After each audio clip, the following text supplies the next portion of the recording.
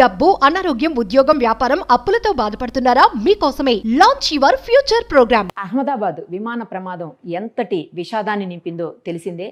అయితే ఇప్పటి వరకు కూడా ఏమీ క్లారిటీ లేదు. ఎలా జరిగింది ఏంటి అనేది ప్రాథమిక సమాచారం ప్రకారం చూస్తుంటే 2 ఇంజిన్స్ ఫెయిల్ అయిపోయాయనేది మాత్రమే తెలుస్తోంది.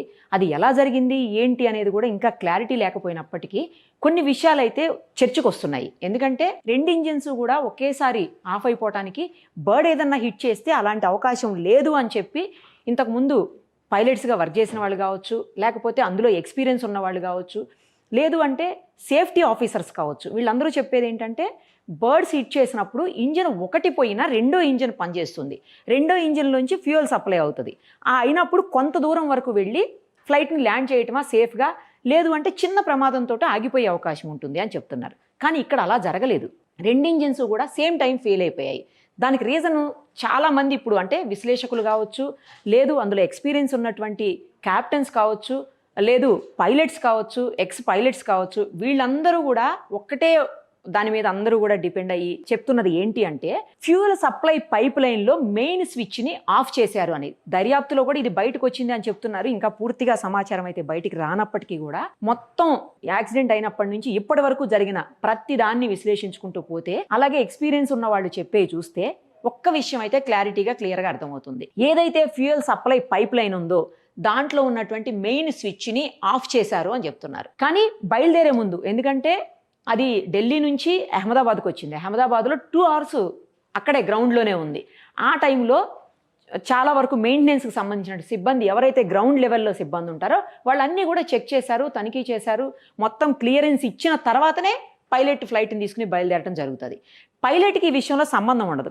గ్రౌండ్ నుంచి క్లియరెన్స్ వచ్చిన తర్వాత మాత్రమే ఆయన ఫ్లైట్ని మూవ్ చేయటం అనేది సాధ్యమవుతుంది. కానీ ఇక్కడ జరిగింది ఏంటంటే అప్పటికే ఏదైతే మెయిన్ పైప్ లైన్ ఉందో, ఫ్యూయల్ సప్లై చేసే పైప్ లైన్ ఏది ఉందో దాని స్విచ్ ఒకటి ఆఫ్ చేసి ఉంది అని చెప్తున్నారు. స్విచ్ ఆఫ్ చేసిందంటే లోపలికి వెళ్ళేటువంటి ఫ్యూయల్ని ఆపేయటం అన్నమాట. అది కావాలని చేశారా లేకపోతే బై మిస్టేక్ ఏమన్నా జరిగిందనేది ఇక్కడ కీలకమైన అంశము. మనం కావాలని చేశారా అనే పాయింట్లు ఎందుకు మాట్లాడాల్సి వస్తుందంటే, ఈ ఫ్లైట్స్కి సంబంధించి, ఎయిర్ ఇండియా ఫ్లైట్స్ సంబంధించి అన్నీ కూడా మెయింటెనెన్స్ చేసేది టర్కిష్ సంస్థ అని చెప్తున్నారు. అలాంటప్పుడు టర్కీ ఇన్వాల్వ్ అయి ఉంది కాబట్టి, మనకి శత్రుదేశం కాబట్టి టర్కీ ఆ విషయంలో ఒక్కసారి ఆలోచించాల్సినటువంటి పరిస్థితులు ఉన్నాయి. ఒకవేళ పొరపాటున ఎవరన్నా మూసివేస్తే మరి లాస్ట్లో గ్రౌండ్ క్లియరెన్స్ ఎలా ఇచ్చారు అనేది కూడా ఇక్కడ కీలకమైన అంశము. కానీ గ్రౌండ్ స్టాఫ్ని యూజ్ చేసుకోగలిగేటువంటి కెపాసిటీ అవతల దేశాలకు ఉందా అనేది కూడా చాలా ముఖ్యమైన అంశము. దాని మీద కూడా దర్యాప్తు జరగాల్సిన అవసరం ఉంది. కానీ ఇక్కడ పైలట్స్ది అయితే మాత్రం ఏ విధమైనటువంటి మిస్టేక్ లేదు అని చెప్తున్నారు. పైలట్స్ ఈ పైప్ లైన్ వాల్వ్, ఏదైతే ఫ్యూయల్ సప్లై చేసే పైప్ లైన్ వాల్వ్స్ ఉన్నాయి అవి కానీ, వాటి స్విచ్లు కానీ వాళ్ళకి అసలు ఏమాత్రం వాటిని ఆపరేట్ చేయడానికి వాళ్ళకి అసలు పర్మిషన్ ఉండదట. కేవలం గ్రౌండ్ లైన్లో ఉన్నటువంటి స్టాఫ్ మాత్రమే వాటిని ఆపరేట్ చేయగలుగుతారు. సో ఆ టైంలో ఇంకోటి ఏంటంటే 127,000 లీటర్ల ఫ్యూయల్ ఆ టైంలో ఉందని చెప్తున్నారు. చాలా పెద్ద ట్యాంకు, ఎక్కువ మొత్తంలో కూడా ఆయిల్ అందులో ఉంది, ఫ్యూయల్ అందులో ఉంది. ఎందుకంటే లాంగ్ డిస్టెన్స్ పోవాలి కాబట్టి, చాలా దూరం వెళ్తుంది, జర్నీ చేయాలి కాబట్టి, అవర్స్ టుగెదర్ జర్నీ ఉంటుంది కాబట్టి ఎక్కువ ఫ్యూయల్ని రెడీగా పెట్టుకుని ఉన్నారు. అలాంటిది సడన్గా ట్యాంక్కి సప్లైని అంటే ఆఫ్ చేసేస్తే, ఇంజిన్కి ఆఫ్ చేసేస్తే ట్యాంక్ నుంచి, అప్పుడు ఏమవుతుందంటే లోపల ఉన్నటువంటి కొద్దో గొప్ప ఏదైతే మెయిన్ పైప్ లైన్ నుంచి ఇంజిన్ వరకు ఉంటుందో చిన్న పైప్ ఉంటుంది కాబట్టి ఆ పైపులో ఉన్నటువంటి ఫ్యూయల్ కేవలం 30 నుంచి 40 సెకండ్లు మాత్రమే పనిచేస్తుందంట. ఇప్పుడు మనం చూసాము ఆ ప్రమాదాన్ని చూసినప్పుడు మీరు ఒకసారి అబ్జర్వ్ చేయండి. ఇదిగో కేవలం 40 సెకండ్లు, 45 సెకండ్లో కూలిపోయింది. ఏదైతే రన్వే మీద టేకాఫ్ తీసుకుందో అక్కడి నుంచి 45 సెకండ్స్లోనే కూలిపోయింది. అంటే 45 సెకండ్లు ఏదైతే ముందు నేను ఇప్పుడు చెప్పాను, ఫ్యూయల్ ట్యాంక్ దగ్గర నుంచి సప్లై చేసే అవకాశం ఉందని, కాస్త టైం మాత్రమే సప్లై అవకాశం ఉందని చెప్తున్నాను కదా. సో ఆ టైంలో 30 to 40 సెకండ్స్ అని చెప్పాను. 30 to 40 సెకండ్స్ మధ్యలో ఆ కొంచెం ఫ్యూయల్ మాత్రమే ఉంటుందంట. ఆఫ్ అయిపోయింది కదా ఇంజిన్, ఇక్కడ అంటే ఇంజిన్ దగ్గరికి సప్లై ఆఫ్ అయిపోయింది కాబట్టి ఆ కొంచెం మొత్తం మాత్రమే ఉంటుంది. అంటే చాలా తక్కువ సమయానికి సరిపడా ఇంధనం మాత్రమే ఉంటుంది ఆ పైపులో. కరెక్ట్గా అదే జరిగింది. 45 సెకండ్స్లో ఆగిపోయింది ఇంజిన్. ఆగిపోయి రెండు ఇంజిన్లు ఆగిపోవటం, కొలాప్స్ అయిపోవటం మనం కళ్ళారా చూసాము విజువల్స్లో. సో అంటే కావాలని ఎవరో ఆఫ్ చేశారన్నమాట. ఇప్పుడు ఏం జరిగింది, దాన్ని పూర్తిగా తనిఖీ చేయకుండా అసలు ఎందుకు పంపించారు? గ్రౌండ్ సిబ్బంది బాధ్యత వహించాల్సినటువంటి అవసరం ఉంటుంది దీనిలో. వాళ్ళదే పూర్తి బాధ్యత. ఎందుకంటే ఆ వాల్వ్ని తీయటం కానీ లేకపోతే తిరిగి ఆన్ చేయటం కానీ ఆఫ్ చేయటం కానీ కేవలం వాళ్ళదే బాధ్యత. సో ఇప్పుడు వాళ్ళదే అన్నమాట.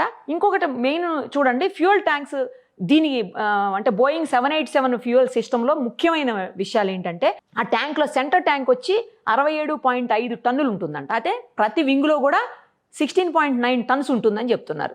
పంప్స్ వాల్వ్స్ వచ్చేసి ఏసీ పంప్స్, సెంటర్ ట్యాంక్స్ ఇవన్నీ కూడా ఖచ్చితంగా మెయిన్ ఫోల్డ్ ఏదైతే మెయిన్ పైప్ లైన్ ఉంటుందో దాని నుంచే సప్లై వెళ్తుందంట. దాంతోపాటు పైలట్ క్యాబిన్లో ఉండేటువంటి ఫ్యూయల్ బ్లీడు అవన్నీ కూడా ఫ్యూయల్ స్విచ్లుగా ఉంటాయి నిజానికి, కానీ అవన్నీ కంట్రోల్ చేసేది మాత్రం కింద నుంచి గ్రౌండ్ స్టాఫ్. ఇక్కడ కాక్పిట్లో ఉన్నటువంటి వాటిని ఈయన మేనేజ్ చేసినప్పటికీ సప్లై అనేది మాత్రం కింద నుంచే కదా. కింద వాల్వ్ ఆగిపోయినప్పుడు లేదా కింద స్విచ్ ఆఫ్ చేసినప్పుడు ఇక్కడికి సప్లై వచ్చే అవకాశమే లేదు అసలు.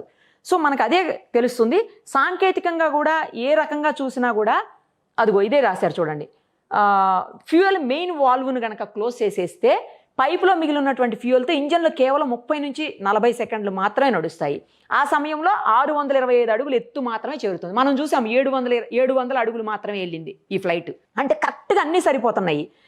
ఆ తర్వాత ఇంధనం అయిపోతే ఇంజన్ లాగిపోతే విమానం కూలిపోతుంది. ఇప్పుడు సేమ్ అదే జరిగింది. కేవలం 30 నుంచి 40 సెకండ్లు వచ్చే అవకాశం 45 సెకండ్లు వచ్చింది. తర్వాత 625 అడుగులు మాత్రం వెళ్తుంది అంటున్నారు, 700 అడుగులకి వెళ్ళింది. ఆ తర్వాత ఇంజన్లు ఆఫ్ అయిపోయి కొలాప్స్ అయిపోయింది. సో ఏం జరిగి ఉంటుంది? ఎవరు అంటే అలాంటి ప్రయత్నం అసలు ఎవరు చేశారు? సంబంధం లేని వ్యక్తులు ఏమన్నా గ్రౌండ్లోకి వచ్చారా, లేకపోతే ఉన్న వాళ్ళలోనే ఎవరైనా కావాలని చేశారా, లేదు బై మిస్టేక్ ఏమన్నా చేశారా? ఇవన్నీ కూడా బయటికి రావాల్సినటువంటి అంశాలు.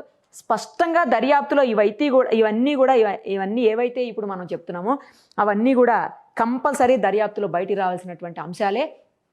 కావాలని చేశారా, బై మిస్టేక్ చేశారా, మానవ తప్పిదమా, లేదు అంటే ఉగ్రవాద దుశ్చర్య ఏదన్నా ఉందా ఇందులో? మనకి ఇప్పటికే చూసాము, పాకిస్తాన్, టర్కీ లాంటి దేశాలు, చైనా లాంటి దేశాలు, శత్రు దేశాలు చాలానే ఉన్నాయి మనకి. మన ఎదుగుదలని చూడలేనటువంటి దేశాలు, లేదు మన మీద పైచేయి సాధించాలన్న ఉద్దేశంతో ఏమన్నా చేశారా, ఈ దుశ్చర్యకు పాల్పడ్డారా అనేది మాత్రం ఎంక్వైరీలో తేలుతుంది ఖచ్చితంగా.